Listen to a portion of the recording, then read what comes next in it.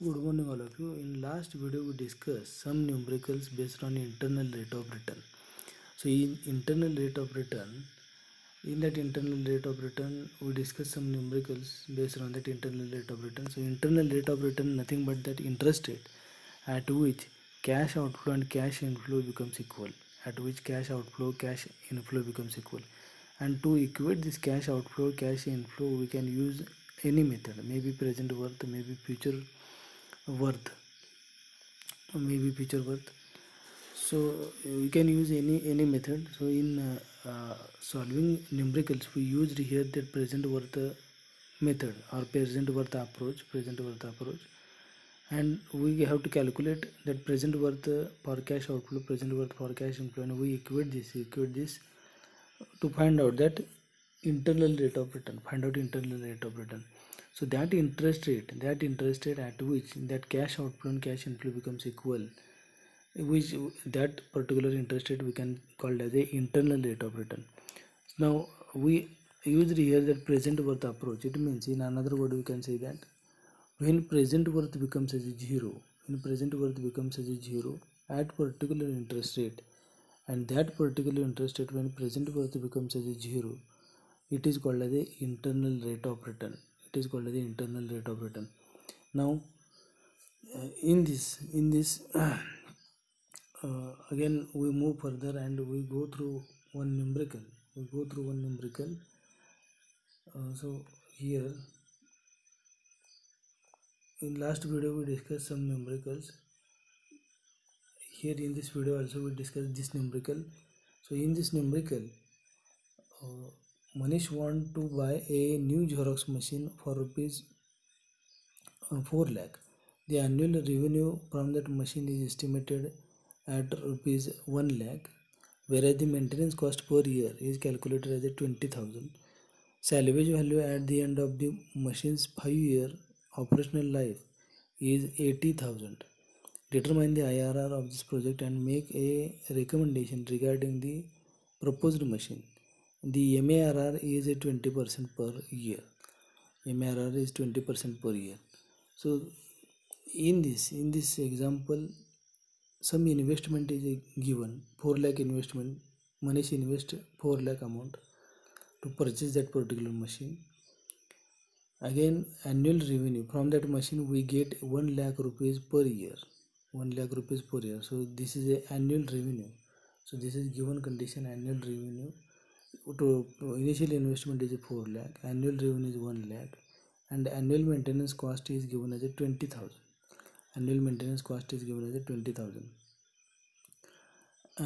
And for this is considered 5-year period of span. 5-year period of span. After 5 year of period, that salvage value is a 80,000. So these are the given conditions. Initial investment is 4 lakh rupees. Annual revenue is 1 lakh rupees. Annual expenses or maintenance cost we consider here as a 20,000, and salvage value at the end of 5th year is a 80,000. Here we consider present worth approach. So present worth, in this present worth approach we calculated in present worth approach, when this present worth becomes as a zero, we can say that at that particular interest I, this I is nothing but a internal rate of return. So here similar to previous examples we write here. So P by A, here this P by A factor represent uniform series present worth. This P by A factor represent uniform series present worth. This is a present worth, uniform series present worth. This P by A uniform series present worth. This is present worth, uniform series present worth. And this P by A is a single payment present worth. This is single payment present worth. P by A is a single payment present worth. So this present worth factor we can find out, this factor we can find out by with some formula, so that we discussed in that particular tabulated format, so p by a we can find out, as a 1 plus p by a we can find out as a 1 plus I raised to n minus 1 divided by I into 1 plus I raised to n. So this p by a factor we can find out like this. It is a uniform series present worth, and this p by f we can find out as a single payment present worth, and this we can find out as a 1 divided by 1 plus I raised to n, 1 divided by 1 plus I raised to n. So this is a uniform series present worth, this is a uniform series, and this is a single payment present worth. So put all these values. AR represent that revenue, AE represent expenses, Put these values in this numerical, and we will find that. Put these values in the numerical, we find that. Now I particularly interested we don't know at what interest rate this present worth becomes as a 0. So by trial and error method we solve this equation. We get this equation by using present worth approach. Now in this equation, whatever that known quantity we put here. So P value is investment. 4 lakh rupees we put here, this 4 lakh rupees. Here we put this 4 lakh rupees investment. Again revenue is 1 lakh rupees annual, 20,000 is expenses. Again this 5-year period of time we put here, but interest rate we don't know, and that interest rate we can find out by trial and error method, and with now with some assumption of interest rate we find out that present worth, and present worth at particular I is equal to become 0, that we can find out by interpolation formula. So by trial and error method we consider two values of interest rate, at that particular interest rate we find out present worth, and at what interest rate that present worth becomes as 0, that we can calculate it by interpolation formula. So first we assume two interest rate, I is equal to 10% and I is equal to 12%, and at that particular two interest rate we find out this present worth value. So put I is equal to 10 and I is equal to 12% in this in this equation. So we get this equation. In this equation we put I is equal to 10% and another I is equal to 12%, and we here we consider, instead of 12% we consider as 15%. At I is equal to 10% and I is equal to 15% we find out present worth. So put I is equal to 10%. Similarly find at I is equal to 10%, find out this present worth like this: 47,064 rupees, and present worth at I is equal to 15%. This will be becomes as a 92,048 rupees. So in this numerical both values comes as a negative. So here by printing mistake, here negative sign is remaining. After simplification of this equation we will get minus 47,064 rupees, and after solving this equation we will get minus 92,048 rupees. So we draw here this interpolation diagram. Like this. So both values are negative at 10%. So this is the interest rate I, this is the present worth value PW, this is present worth value PW. Now at interest rate I 10% and at interest rate I 15%, at interest rate I 15%, at interest rate I 15%, 15%. So at this particular interest rate, at this particular interest rate, this present worth value comes as a 47,064 rupees, 47,064 rupees, and at 15% this value comes as a 92,068 rupees, 92,068 rupees. So with this diagram, we can find out that value, we can find out this value for interest rate I where present worth becomes as 0, interest rate I where present worth becomes as 0. So here see, here we can consider this as a at particular interest rate I. Now here this trend will appear like this, at particular interest rate I, this present worth value is a 0. So if you move in this side, this present worth becomes as a 0. If you move in this side, this present worth becomes as a 0. So if we move in this side, this present worth becomes 0. We have two values, this value and this value. And at particular interest rate I, this present worth becomes as 0. This present worth becomes as 0. So this we can find out. Like this. So for these two interest rate 10 and 15, we consider that as a minus 92,048 minus 47,064, minus get plus, and we will write as 47,064 divided by 15 minus 10, it will comes as a 5 is equal to 47 minus 47,664 minus 0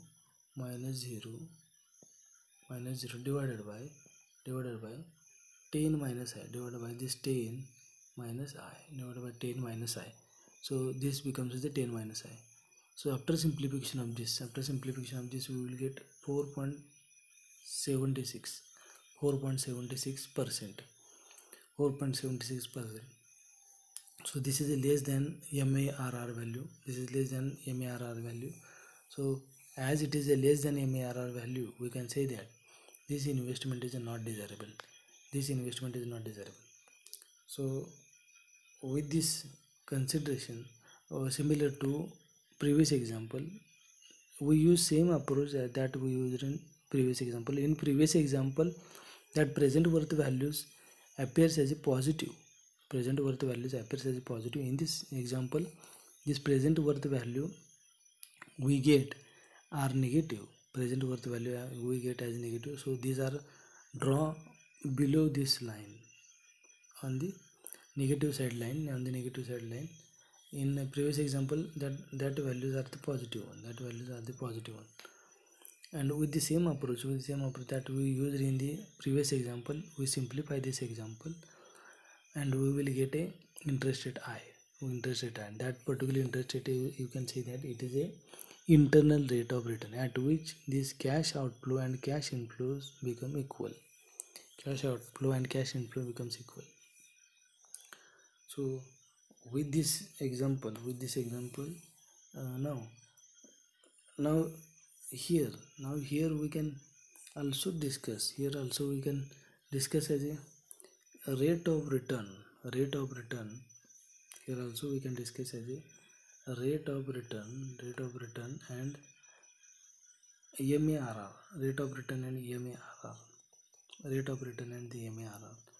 So this MARR is nothing but a interest rate I decided by that particular company,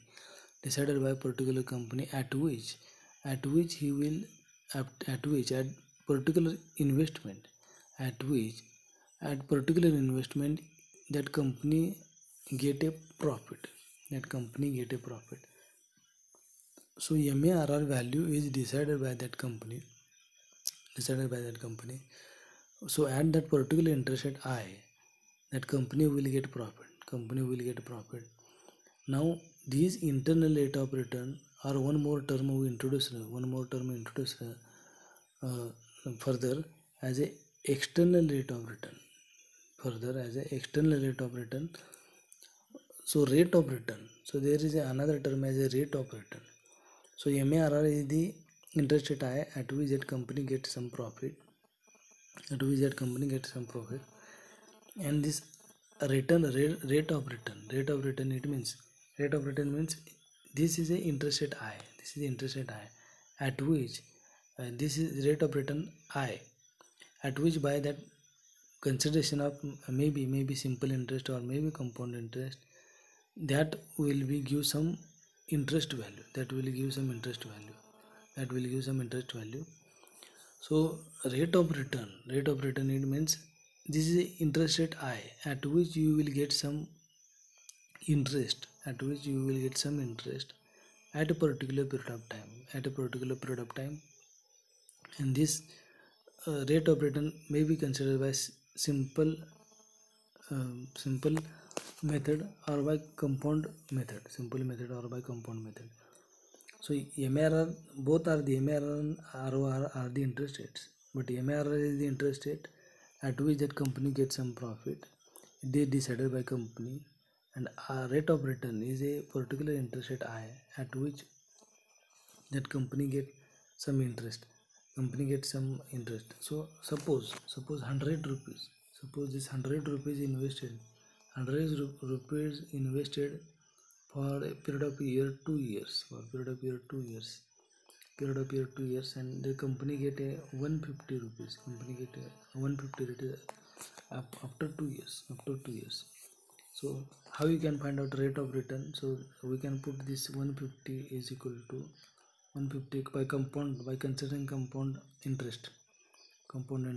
So this will become 1 plus I raised to n. N is here 2 years. So here, after simplification of this equation, we will get I, some interest rate I. So with this interest rate, this is nothing but a rate of return. This is nothing but a rate of return. And at some particular interest rate,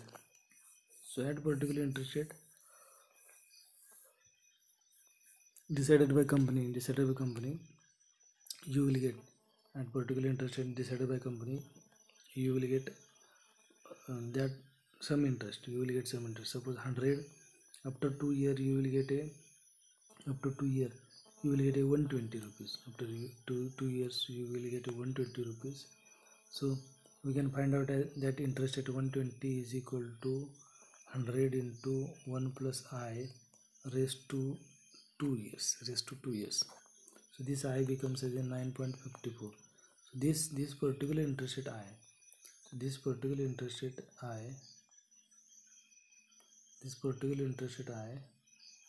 is nothing but a this particular MARR. Particular interest rate I is MARR. So MARR is the interest rate decided by company at which it gets some profit. Now this rate of return may be greater or may be equal to this MARR. When this situation appears, it will give some amount to the company. And it is desirable one.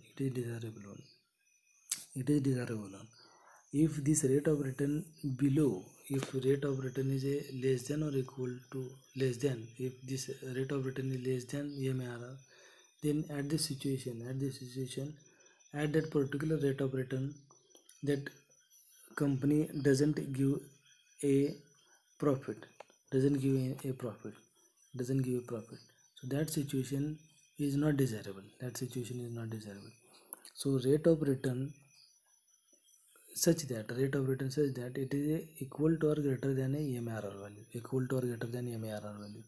So we consider this internal rate of return should be similarly this rate of return we consider as an internal rate of return. Now our internal rate of return consideration, we consider this as a IRR.